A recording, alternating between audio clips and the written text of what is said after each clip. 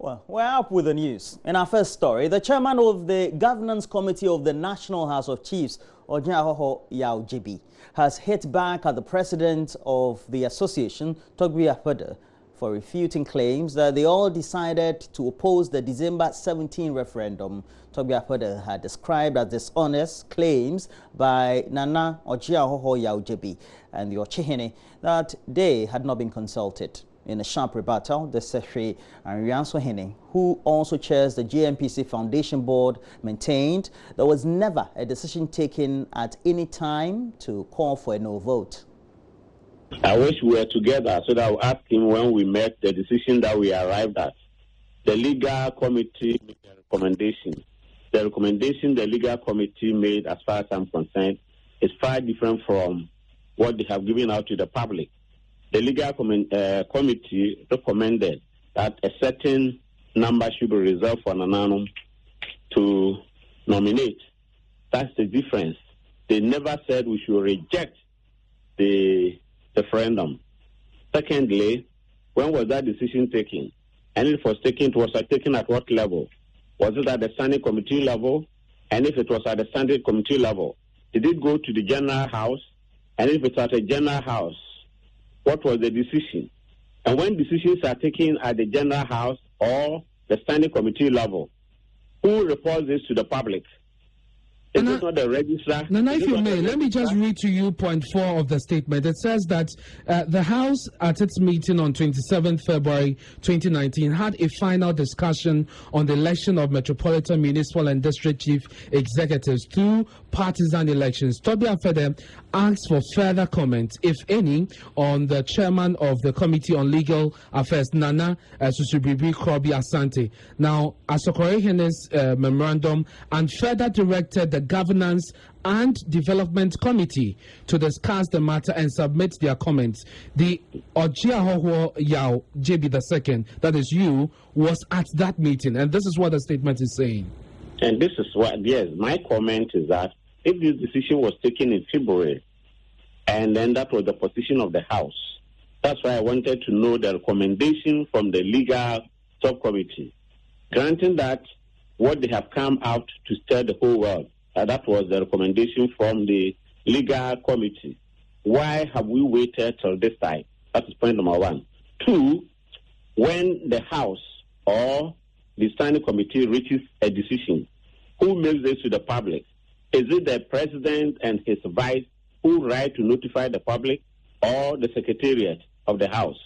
I am telling you that at no point did the House agree that the referendum should be rejected, that people should vote no. Nana, because of time, let me just ask you, what do you think the way forward on this should be?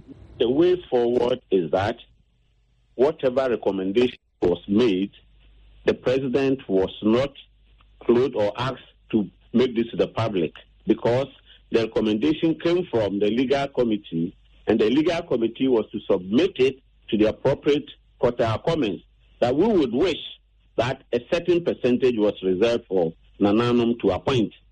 That was the conclusion. So I'm surprised that the president himself and his vice would then write to the public to say that people should vote no against the referendum. The House has never at any of its meetings made that recommendation.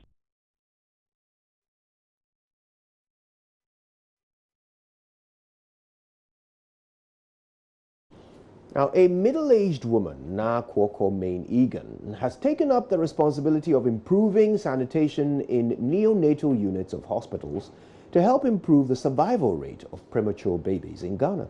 Now, it has been established that 1 out of every 10 babies born is premature, making their chances of survival slim.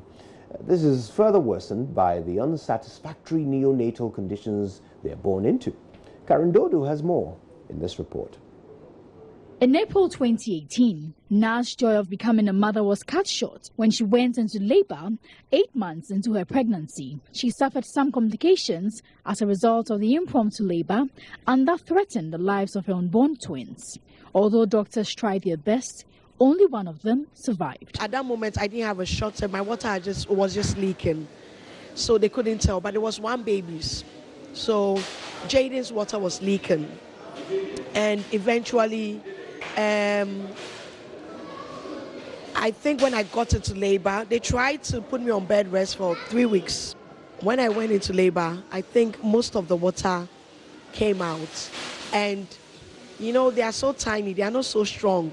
So the cord strangled him a bit. So when he came out, he was very weak. And I remember how it was so emotional and difficult, because when I was at the hospital, the only prayer I said to God, I just want these babies to make it. Prematurity pregnancies are mostly caused by maternal factors, including high blood pressure, and children born between 28 and 36 weeks are termed preterm babies. Their chances of survival range between 30 to 80% based on the closeness of their birth date to 40 weeks. However, the poor conditions of neonatal services in health facilities across the country do not make most of them survive. Consultant pediatrician at the Kolebu Teaching Hospital, Dr. Franco Wusu-Setre, explains that until we prioritize neonatal service as a country, the situation will not improve. U.S. is now looking at bringing, we are still at 28 weeks, and even at 28 weeks, if they come around 28, 29, we don't do so well. We come nowhere close to that at all. So there will be the need for us, you know, as a country, to prioritize the data services so that we can train more in terms of the human resource and also the gadgets that we need to help them. For example, one of the common things that is given to premature ones who come with respiratory problems as a medicine called surfactant. The surfactant helps them to breathe better. We don't have surfactant here. We don't routinely give it. If a mother wants it, the mother will have to now import it from either through one of the pharmaceuticals around so that the child can be given that. And this is something very vital. So nobody suffers what she went through, Na has taken it up upon herself to sanitize neonatal facilities in parts of Accra. She believes improving sanitary conditions there will help with the survival of more of these preterm babies. Infection. So if you don't keep yourself clean and you keep them close, they will die due to infection. And that's why the J Foundation sometimes does some special cleaning in the hospital. We've done that at Kolebu and Tema General. And we are doing it tomorrow at Kolebu. We'll do it at Tema General once again, just to reduce the mortality rate, because one of the main causes of death is infection. The theme for this year Prematurity Day is Born Too Soon, providing the right care at the right time in the right place. For Joy News, Karen Dudu. And in the Central Region, a former Vice-Chancellor of the University of Cape Coast, Professor Domweni Dabere Kupole, has appealed to government and other stakeholders in education to tackle challenges of technical universities to enable them deliver on their mandate. He outlines poor infrastructure, for example, the unavailability of training logistics, qualified human resource, and negative public perception about technical and vocational education as some challenges that affect technical universities. Speaking at the third Vice-Chancellor's distinguished lecture, Dr. Kopole expressed optimism technical universities would contribute effectively to the industrialization drive of Ghana. Skilled human being or human capital and a strong research base are not only key elements of a country's economic growth strategy, but they also determine the country's capacity to attain the Sustainable Development Goals, SDGs. So government of this country needs to assist and support technical universities to strengthen the governance framework and also to mobilize resources to overcome the numerous challenges facing them. Government needs to invest massively in human capital development in technical universities and embark on a massive upgrade of facilities to make the technical universities fit for purpose. For Ghana to achieve a comprehensive TVET agenda and make technical universities relevant to the demands of the 21st century, there is urgent need to consciously retool and fund technical universities. Technical universities in Ghana need professionally well-trained staff and innovative curricula for the successful provision of socially responsive education. We need to innovate our academic programs. We need to be creative in our teaching strategies and methodologies. And we need to be entrepreneurial in our mindset and in our outlook.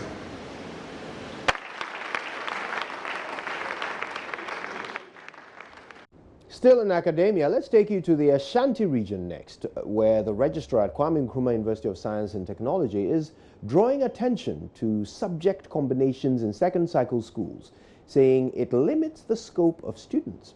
Ebenezer Tete Tieku observes splitting of subjects like accounting denies students the opportunity to explore other non-business tertiary programs. Mr. Tete Tieku was speaking at a forum as part of activities to mark the 60th anniversary of Queen Elizabeth Hall.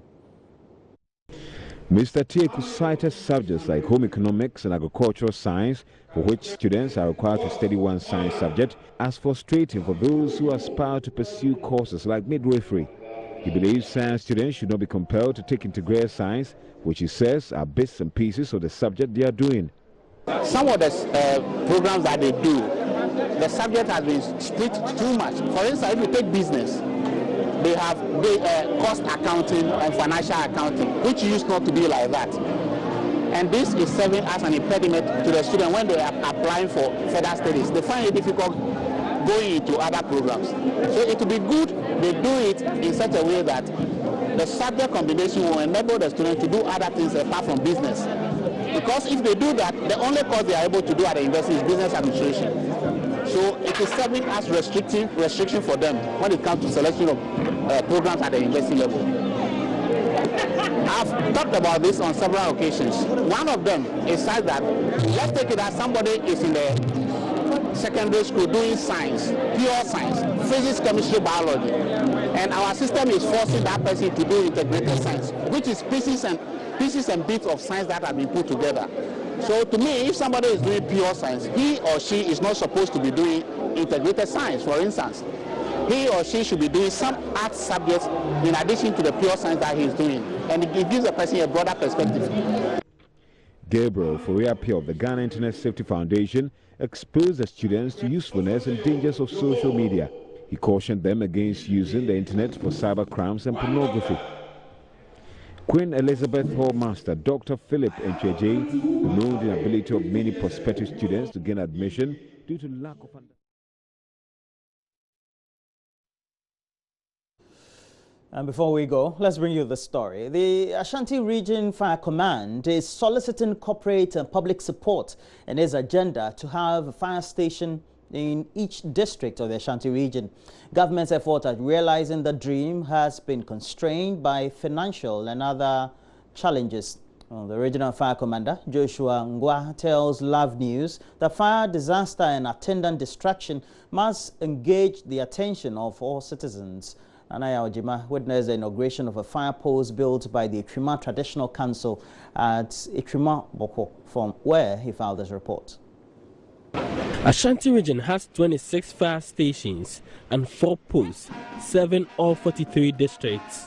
Creation of new districts without corresponding increase in fire service stations largely accounts for the deficit. Mr. Ngwa says proximity of fire stations to the populace is critical in fire prevention and fighting. So it is government policy that every district should have one fire station. But I believe, there's so much for government to handle. So if you have the traditional rulers and other people to support, I believe it's a wonderful gesture.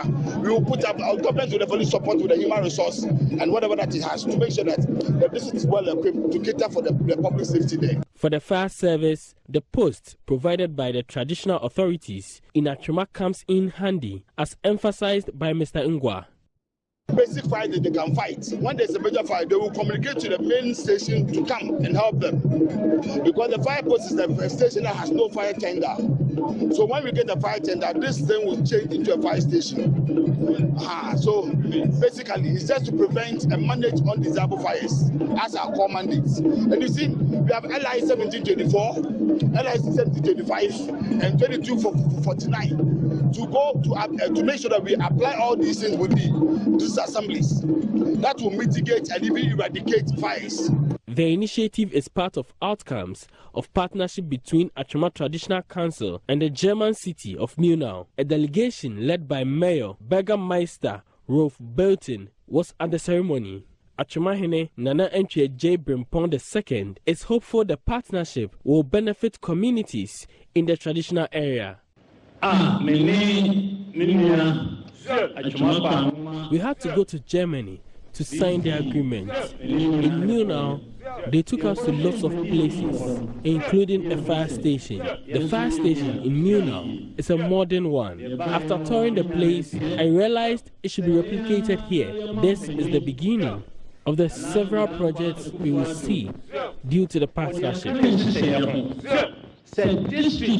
Nana Ojima reporting.